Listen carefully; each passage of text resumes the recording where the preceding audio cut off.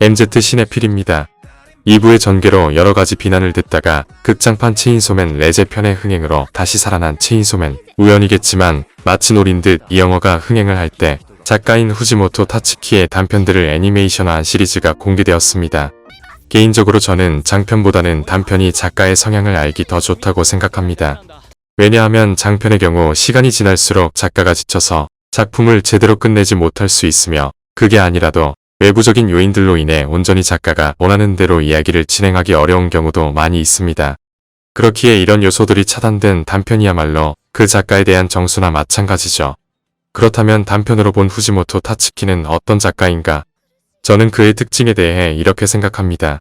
첫째, 안티플롯과 상상력. 이는 체인소맨보다 단편들과 첫 장편인 파이어 펀치에서 더 잘 나타나죠. 보다 보면 이렇게 진행되나, 이 캐릭터가 여기서 이렇게 죽나, 사나 등을 예측하기 굉장히 힘듭니다. 파이어 펀치에 비하면 체인소맨은 굉장히 정돈된 만화입니다. 단편 역시 초기작일수록 막 나가는 상상력과 기세로 전개됩니다. 그리고 두 번째는 사랑입니다. 레제 편만 보면 알 수 있듯이 그는 막 나가는 전개 안에 사랑이란 요소를 많이 씁니다. 이 사랑은 남녀 간 사이만이 아니라 가족이나 동성끼리의 우정도 포함되죠. 이거야 다른 작가들도 많이 보이는 특징이지만 그만의 특이점이라면 이런 사랑들에는 반드시 폭력이 수반된다는 겁니다. 레제 편이 평들을 보면 알 수 있듯 덴지와 레제는 서로 죽일 듯이 싸우면서도 서로를 사랑합니다. 즉 스케일이 큰 사랑 싸움인 거죠. 누구는 폭력은 사랑을 이길 수 없다고 하지만 그에게 사랑과 폭력은 대립이 아니라 함께 가는 것입니다. 오히려 찐사랑일수록 서로 간의 폭력적인 요소가 두드러지죠. 그의 작품 세계에선 사랑의 매는 헛소리가 아니라 진심입니다. 이런 바이올런스적인 면 때문에 그를 싫어하는 사람들도 상당하지만 이런 면이 그의 작품들의 재미를 이끌어내는 것도 사실이죠. 그리고 이 사랑이란 요소와 비슷하게 서로 다른 집단에 속한 자들끼리의 연대와 공감을 다룹니다. 이것도 현대에서 자주 쓰이는 요소지만 현실에 우리는 종이 같은 호모사피엔스끼리의 갈등이라면 여기선 좀 더 사고방식도 다른 집단끼리의 연대입니다. 이렇게 쓰면 무슨 정치적인 만화가 같지만 그가 말하는 연대란 이런 게 아니라 개인 대 개인으로서의 연대와 만남입니다. 이에 대해서는 작품들을 소개하며 자세히 설명하겠습니다. 그럼 이제 내용입니다. 그리고 이번 리뷰는 스포일러가 포함되어 있으니 주의하시기 바랍니다. 이 시리즈는 그의 17세부터 26세까지의 무명 시절에 만든 단편 만화들을 애니화한 단편집입니다. 메가박스에선 이를 두 개로 나눠서 개봉하였는데 아무래도 뒤로 갈수록 짬이 차서인지 첫 파트가 막 나간다면 두 번째 파트는 조금 더 정돈되어 있습니다. 그가 가장 어릴 때 그린 뒷뜰에는 두 마리 닭이 있었다. 여기서부터 제가 말한 그의 특징들이 다 녹아 있습니다. 외계인들에게 정복당한 지구. 왜인지는 모르지만 외계인들은 지구에 눌러 사는데 생긴 걸 제외하면 행동 양식이 인간이랑 전혀 다를 게 없습니다. 이런 그들에게 인간은 별미이며 사람이 소와 돼지를 먹는 거나 다를 바 없다고 합니다. 근데 특이하게도 닭에 대해서는 현재 개고기 같은 인식입니다. 그래서 이들 학교에 닭을 키우는데 보시다시피 사람이 변장한 거죠. 우리가 각각의 닭들을 구분할 수 없듯 외계인들도 인간을 구분 못해서 이런 건데 여기서 이 작가의 유머 감각을 알 수 있죠. 어쨌든 이렇게 닭처럼 사는 둘 유에이란 외계인이 이들 담당인데 그는 이들의 정체를 눈치채고 있죠. 그는 사람 사회의 채식주의자들처럼 외계인이 인간을 먹는 것에 대해 문제 제기를 하죠. 이런 불안한 일상이 지속되던 중 닭을 주식으로 하는 행성에 외계인이 전학을 옵니다. 이로 인해 이들의 정체가 들통나죠. 유해인은 이들을 데리고 그동안 그가 구한 인간들이 모인 곳으로 데려가려 합니다. 이제 인간 2명과 외계인의 모험이 시작되는가 싶더니 유해인은 한방에 죽어버리죠. 이렇게 주요 인물로 보이는 걸 한방에 보내버리는 것도 이후 그에게 보이는 특징입니다. 어쨌든 이제 죽을 일만 남아 보이는 둘. 여기서 타츠키 특유의 반전이 드러나죠. 사람 중 하나는 외계인이었다는 것입니다. 그 역시 사람을 먹는 것에 문제의식이 없었지만 아미의 이 말에 대해 스스로의 답을 내기 위해 사람인 척한 거죠. 그리고 일부러 모진 말로 아미가 도망가게 하죠. 이렇게 아미는 구사일생을 하지만 나레이션을 통해 결국 인간은 멸종했다는 걸로 끝납니다. 이렇게 보면 비극이지만 마지막에 이 말로 인해 따뜻한 느낌을 줍니다. 제가 중간중간 말한 것처럼 이 이야기는 타츠키의 이후 만화들에서 볼 수 있는 특징들을 지니고 있습니다. 우선 사람이 닭 코스프레로 외계인들이 점령한 지구에 산다는 것부터 그의 유머 감각을 알 수 있죠. 그리고 결말에서 주는 묘한 따뜻한 감성 역시 이후 그의 만화에서 보이는 특징이죠. 막 나가는 설정과 맛이 간 캐릭터들을 다루면서도 이런 따뜻한 느낌을 주는 게 그가 높은 평가를 받는 이유입니다. 저는 처음에 만화로 읽었을 때보다 이번에 애니메이션으로 본 게 더 감명 깊었는데 액션이 만화보다 박진감이 넘치는 데다 이거 보기 전 부고니아를 봐서 이 결말에 더 감동을 받았습니다. 여기 외계인들은 주식이 사람이긴 하지만 부고니아의 외계인들이 인간을 대하는 것에 비하면 훨씬 더 낫습니다. 여기서도 결국 인간과 외계인은 화합하지 못하고 인류의 멸망으로 끝나지만 극소수나마 서로 간에 손을 잡은 적은 있는 걸로 나오니까요. 그리고 이렇게 종족별로는 결코 어울릴 수 없지만 개인으로서는 어울릴 수 있다는 게 그가 말하는 연대죠. 이 다음 작품인 사사키 군이 총알을 막아서는 그가 지닌 개그 센스를 극대화한 단편입니다. 말 그대로 그가 고삐 풀리면 얼마나 막 나가는지 보여준 단편이죠. 여기서 섹부세스런 주인공은 이후 체인소맨의 덴지로 이어지죠. 이건 내용 요약이 어려운 작품이니 그냥 한번 보시라고밖에 못하겠습니다. 굳이 교훈을 찾자면 불가능해 보이는 것도 끝까지 밀고 나가면 이루어진다 정도인데 내용이 너무 황당해서 진지하게 와닿지는 않았습니다. 그 다음인 사랑은 맹목 제목에서 알 수 있듯 사랑 이야기입니다. 하지만 이런 말랑말랑한 이야기가 아니라 후지모토 타츠키식 순애죠. 이 단편 역시 사사키 군이 총알을 막아서처럼 작가 특유의 막 나가는 개그 센스를 전면에 내세운 작품으로 어떠한 난관에도 굴하지 않고 후배에게 고백하려는 게 다입니다. 단지 그 난관이 태풍과 강도 그리고 우주 침략자죠. 이런 난관을 앞에 두고도 상남자처럼 고백을 하는데 성공하고 지구도 구하는데 성공한 주인공 이 단편에서 작가가 이상적으로 보는 남성상이 어느 정도 드러나죠. 이런 남성성에 대해서는 뒤에 나오는 단편에서 더 발전되니 그때 자세히 설명하겠습니다. 그 다음 파트 1의 마지막 단편인 시카쿠, 히로인의 이름이 제목이란 것에서 알 수 있듯 이번에는 캐릭터를 중점적으로 둔 갯발물인 동시에 그가 가장 이상적으로 생각하는 사랑의 형태를 직접적으로 보여준 단편이죠. 히로인 시카쿠는 일본에서 흔히 보이는 미소녀 킬러입니다. 보통 이런 캐릭터들은 웬만해서 표적이 아닌 한 살인을 자제하지만 이쪽은 성질 좀 긁으면 바로 죽여버리는 타입이죠. 작가는 그녀가 어릴 때 벌레 죽이며 놀던 걸 보여주어서 그녀가 선천적 사이코패스라고 하는 것 같지만 어린아이들에게 저 정도 잔인함은 흔한 걸 감안하면 오히려 가정폭력이 더 큰 원인으로 보입니다. 어쨌든 젊은 나이에 인류 킬러가 된 시카쿠 해맑게 웃으며 의뢰를 받는데 클라이언트가 자기를 죽여달랍니다. 이에 대해 잠시도 고민하지 않고 바로 죽여버리는 게 킬포죠. 하지만 클라이언트는 죽지 않습니다. 그의 정체는 3500년을 살아온 뱀파이어 이에 대한 시카쿠의 반응이 귀엽죠. 사는 게 너무 지루해서 죽고 싶다는 뱀파이어 6의 시카쿠가 제대로 죽여주지 못해 미안하다고 하니 그는 용서한단 쿨내나는 대답을 하죠. 처음으로 용서를 받은 시카쿠, 여기에 제대로 넘어갑니다. 사랑에 빠진 모습이 정말 귀엽습니다. 이런 시카쿠의 반응에 유겔은 그저 지루할 뿐입니다. 보통 이런 내용은 피리 비극이나 달콤 씁쓸한 엔딩으로 끝나죠. 하지만 작가는 이들에게 완벽한 해피엔딩을 주며 좋은 의미로 클리셰를 박살냅니다. 이들이 이런 결말을 맞이하게 된 건 시카쿠의 피 튀기는 고백 덕분이죠. 경찰과 대치에 귀가 날아가도 유벨에게 고백하는 그는 이걸 보고 처음으로 박장대소하죠. 그러고선 바로 달려가 그녀를 구하고 흡혈귀로 만듭니다. 말로는 서로 죽인다 하지만 이후 둘을 보면 그냥 애정 표현이죠. 이 단편을 통해 그는 순애란 서로 피투성이가 되어서야 이루어질 수 있는 것이란 걸 보여주었습니다. 이 작가는 학창시절 아는 여자애가 자기 자전거를 걷어차는 걸 보고 행복을 느꼈다고 합니다.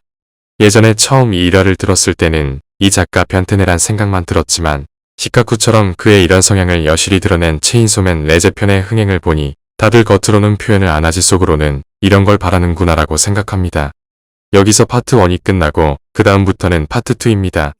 파트 2는 작가가 어느 정도 짬밥을 먹어서인지 앞에 단편들보단 좀 더 정돈되어 있습니다. 어디까지나 상대적으로 정돈된 거지만요.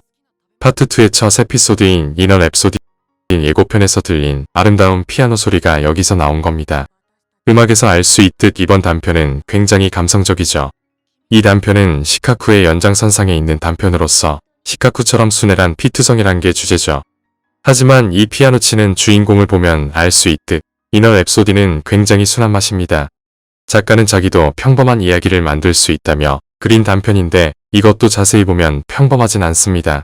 내용만 보면 사람과 인어가 만나 사랑에 빠지는 이야기인데 작중 인어들은 뒤뜰에서의 외계인들이나 체인소맨의 악마들보단 사람들과 가깝게 지내지만 주식 중 하나는 사람입니다. 거기다 피 냄새를 맡으면 좋아하는 사람이라도 무의식적으로 공격을 하는 상어 같은 종족이죠. 뭐 인어들 말대로 여기선 사람도 인어를 잡아먹으니 피장파장이라 할 수도 있지만요. 어쨌든 이런 종족 사이에 넘을 수 없는 장벽이 있음에도 주인공과 히로인만은 서로 사랑에 빠진다는 클리셰적 얘기를 후지모토 타츠키의 방식으로 보여주죠. 그리고 이런 인어의 본능은 사랑의 방해가 아니라 오히려 더 두근거리게 만드는 요소로 묘사한 것도 타츠키스럽죠. 그리고 여자의 마음을 사로잡으려면 악기 하나쯤은 다룰 줄 알아야 한다는 사회적인 교훈도 주며 끝나게 되죠. 그 다음 작품은 자고 일어나면 여자애가 되어 있는 병입니다. 제목 그대로 자고 일어났더니 여자애가 되어 있는 토시히데. 이 세상에는 희귀병으로 자고 일어나면 여자애가 되는 병이 존재합니다. 성전환 수술을 해도 다시 돌아오는 등 치료법은 없는 병이죠. 이 단편은 웃기는 진행과 병맛스런 설정과 달리 할 이야기가 꽤 많은데 우선 애니메이션이 되게 잘 만들어졌습니다. 만화는 그저 그랬는데 애니메이션을 이상할 정도로 잘 만들었죠. 적재적소에 흐르는 OST나 색감 등등 원작 초월이나 다름없습니다. 이런 외적인 거 쇠 내적으로도 주목할 만한데 여기서 작가가 생각하는 남성성과 여성성에 대해 알 수 있습니다. 졸지의 여자가 돼버린 토시히데. 그런데 여자가 되기 전에도 그는 소위 말해 여자 같은 남자 즉 애견남이었습니다. 게다가 툭하면 울어제끼기까지 하죠. 반면 연인인 리에는 말투나 행동 모든 게 남자 같습니다. 이렇게 보면 전형적인 남녀 구도를 뒤바꾼 건가 싶지만 리에의 오빠인 아키라가 등장하자 상황은 복잡해집니다. 보면 알 수 있듯 완벽한 테토남인 아키라. 무례한 상대에게 말없이 주먹을 날리는 데서 알 수 있듯 전통적인 의미의 신사이기도 하죠. 이를 본 여동생의 반응도 남자답죠. 그런데 토시히데가 그런 오빠에게 심쿵해버린 겁니다. 마음까지 여자가 됐다며 울자 리에는 상여자스러운 대답을 합니다. 이에 대한 토시히데의 대답도 걸작이죠. 이런 혼파망 상황에 오빠가 들어오자 리에는 토시히데가 오빠를 좋아하니 둘이 사귀라 하고 도망가 버립니다. 자기 때문이라며 자책하는 토시히데에게 아키라는 이렇게 말합니다. 그러자 토시히데는 바로 쫓아가서 리에에게 상남자 키스를 하고 상황은 종결됩니다. 보시다시피 토시히데와 리에는 평소 성 역할이 반대입니다. 하지만 결정적인 순간에 토시히데는 남자답고 리에는 여자답게 행동하죠. 이는 시대가 바뀌어서 양성평등이 이루어지거나 평소 행동이 아니어도 심지어 성별이 바뀌어도 남자는 남성성을 버릴 수 없고 여자 역시 여성성을 버릴 수 없다는 겁니다. 최소한 이 단편에서는 그러하죠. 이런 말하면 어떤 분들은 또 성차별이니 사회가 만든 성역할이니 하겠지만 남성성과 여성성을 결정하는 테스토스테론과 에스트로겐은 과학적 사실입니다. 이를 어떻게든 부정하거나 정치로 끌고 가려는 사람들이 만든 작품에 비하면 후지모토 타츠키가 말하는 남자와 여자에 대한 게 훨씬 더 자연스럽습니다. 그는 이 작품으로 남자나 여자라고 맨날 그 성별의 사회적 특징처럼 행동할 이유는 없지만 살다 보면 자신들의 성별에 맞게 행동할 때가 온다는 걸 보여준 거죠. 그 다음 작품인 예언의 나유타 2관 시리즈에서 체인소맨의 향기가 짙게 나는 단편으로 작가가 여동생 캐릭터를 얼마나 좋아하는지 알 수 있습니다. 작중의 나유타는 세상을 멸망시킬 거란 예언과 함께 태어납니다. 참고로 이 세상은 마법이 존재하는 세계관이죠. 예언이 진짜란 걸 증명하듯 나유타의 행동 거지는 괴상하죠. 생긴 것부터 이런 데다가 기분 나쁜 단어들만 중얼거리고 산짐승을 그대로 뜯어먹거나 이를 오빠에게 던지죠. 거기다 남의 가축을 잡아 죽이는 등 예언을 안 믿던 사람들도 이거 진짜 아니야 란 생각을 하게 하죠. 그나마 나유타 본인을 건드리면 저주받는다는 인식 때문에 그녀는 그냥 두지만 대신 오빠인 켄지만 힘들죠. 그녀 때문에 심하게 맞고 온 켄지. 그를 보면 나유타는 분노합니다. 그리고 다음날 켄지는 나유타가 자기에게 동물 시체를 던지거나 가축들을 죽인 이유를 알게 됩니다. 대화는 안 되지만 가족으로서의 정은 확실히 존재하며 의사소통도 가능하단 걸 보여준 뜻깊은 순간. 하지만 나유타는 자신과 오빠를 괴롭히는 세상을 멸망시킬 준비를 합니다. 이때는 아무 의미 없이 나열하던 단어들도 상당히 구체성을 띠죠. 그리고 이에 대한 켄지의 대응은 후지모토 타츠키스럽죠. 이후 둘은 한적한 곳으로 떠나 세상을 멸망시킬 가능성이 있지만 그래도 여동생과 같이 살아가겠다 다짐하며 끝납니다. 내용을 보면 이 작가가 얼마나 여동생을 원하는지 알 수 있고 다른 사람들도 그렇게 평하죠. 하지만 저는 이 단편을 장애인과 그들을 돌보는 가족들에 대한 은유로 해석하였습니다. 나유타는 세상을 멸망시킬 힘을 가진 걸 제외하면 발달장애적인 특성들을 지녔습니다. 그리고 이런 장애아동을 키우기 위해 가족들이 얼마나 힘든지 보여줍니다. 그리고 나유타가 정말로 세상을 멸망시킬 수 있는 능력이 있는 건 이런 장애인들도 그저 안전하기만 한 사람들이 아니라 상황에 따라 얼마든지 사회에 폐를 끼칠 수 있다는 은유입니다. 그렇기에 이 장면처럼 보호자들의 적절한 훈육과 교육이 필요하다는 걸 알려주는 겁니다. 그리고 마지막 에피소드인 여동생의 언니 이건 크나큰 호평을 받은 작가의 다른 작품인 룩백의 전신과도 같은 이야기입니다. 룩백과 마찬가지로 여기서도 천재와 평범한 사람의 차이, 이에 대한 애증과 열등감, 그럼에도 포기할 수 없는 꿈에 대한 가치 등 룩백의 메시지를 여기서도 가지고 있습니다.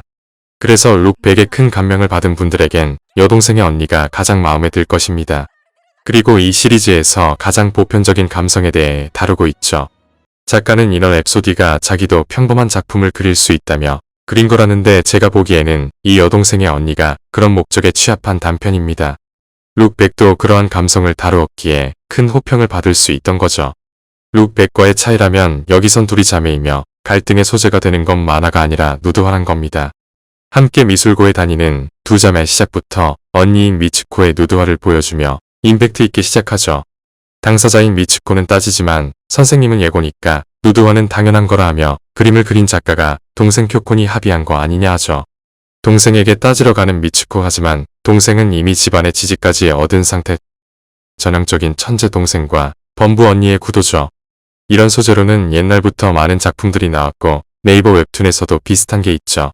이런 작품들과의 차이점이라면 이 둘에게는 확실한 자매애가 있다는 겁니다. 다른 작품이라면 동생에 대한 시기와 질투로 복수는 나의 것을 찍었겠지만 여기선 여동생의 알몸을 그려 자기도 금상을 타겠다는 상식적인 수준으로 그치죠. 하지만 동생을 그릴수록 자기 재능의 한계만을 느낍니다. 결국 현타가 온 미츠코.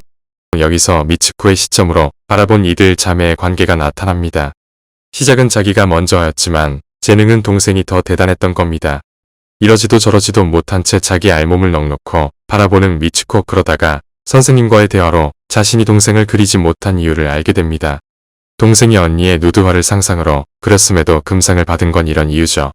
그리고 언니는 동생을 보지 않은 자신에 대해 반성하며 자기 나름대로의 답을 내서 자신의 자화상을 그리고 금상을 타죠. 이 그림은 여동생의 그림처럼 아름답지는 않지만 좀 더 날 것의 느낌이 나죠. 이렇게 마음 정리를 한 미츠코. 그리고 이후에도 동생과 사이 좋으면서도 티격태격하며 살 걸 암시하며 끝나죠. 이 단편은 좋다는 말 외에는 할 것이 없습니다. 누드화를 통해 그가 생각하는 이상적인 가족 간 관계와 더불어 질투와 재능, 노력 그리고 예술에 대한 철학 등 많은 소재를 자연스럽게 담아내었습니다. 그리고 이런 이야기에서 흔히 보여주는 여적의 구도를 탈피한 것도 대단하고 예술한다고 반드시 광기에 차거나 또라이가 될 필요가 없다고 한 건 역시 신선합니다. 사실 작품 속에서 묘사되는 광기 어린 예술가들을 보면 창작자들이 저들에 대해 얼마나 안다고 저러는 걸까란 생각이 들었습니다. 혹시 이들에 대해 무언가 열등감이 있어서 일부러 저렇게 묘사하는 거 아닌가란 생각을 하기도 했습니다. 이런 점들을 감안하면 그가 지금의 명성을 얻은 건 단지 그가 똘끼가 어려서만이 아니란 걸 알 수 있죠. 만일 이 단편 보신 분들 중 룩백을 보지 않은 사람이 있다면 그것도 필시 관람하시길 바랍니다. 이 단편에서 또 한 가지 주목할 점은 일본인들의 진보적인 성관념입니다. 보시다시피 여동생이 언니의 누드화를 그려 대상을 받은 상황. 한국이라면 가족들이 여동생의 머리 끄댕이를 잡고 집안 망신이네 수치나 하며 호적에서 파버렸을 겁니다. 하지만 일본에선 이를 가족 간 영광으로 여기며 다들 축하하죠. 주변 하구들 반응도 비슷합니다. 한국이라면 당장 조롱거리가 되며 SNS에서 조리돌림당하고 실제 성적으로 접근하는 사람도 많을 겁니다. 하지만 일본에선 그냥 호기심 정도로 바라보고 친구들도 몸매 좋다면 올리는 정도로 그치죠. 이런 관념을 지닌 나라이기에 후지모토 타츠키란 작가가 나올 수 있었을 겁니다. 이렇게 단편들을 소개하는 동시에 그의 작품 세계에 대하여 간략히 소개하였습니다. 시청자분들이 이 작가에 대해 어떻게 생각하던 그는 일본 만화사의 길이 남을 작가인 건 사실입니다. 이번 영상은 여기까지입니다. 구독, 좋아요 눌러주시기 바랍니다. 저는 다음에 다른 영상으로 돌아오겠습니다.